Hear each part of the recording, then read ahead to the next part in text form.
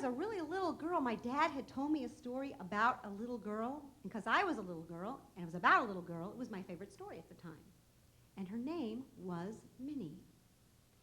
And Minnie had been 4 years old when on October 31st, 1862, her father had tossed her up into the air, given her a great big hug, set her down on the road, walked down the lane, gotten onto his horse, and ridden off to fight in the Civil War.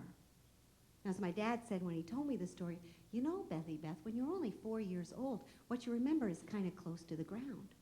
And what little Minnie remembered of her father leaving were the spurs that he wore, because they were so shiny and they jangled as he walked down the lane.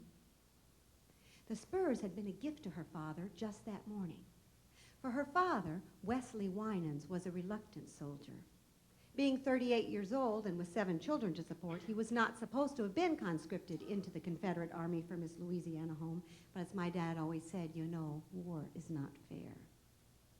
And even though he didn't care for the Yankees, he was not enthusiastic about the Southern cause. He did not want to fight. And so just that morning, a good friend of his, a Captain Flournoy, had arrived with the gift of the silver spurs, an extravagant gift. And Minnie had watched her father put them on, the horseshoe-shaped silver fitting onto the back of his boot, and then a leather strap going all the way around the front to keep the silver on.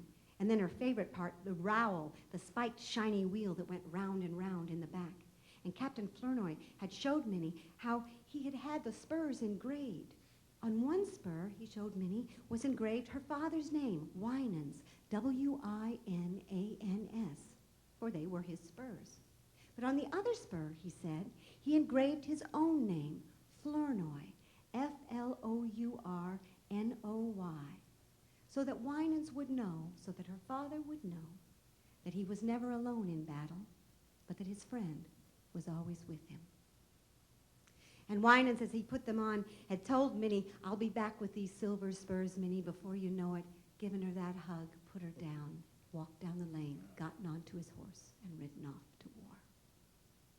Well, my dad said, Beth, you know, when you're only 4 years old, it's difficult to understand war. It was difficult for Minnie to understand where her father was going or why.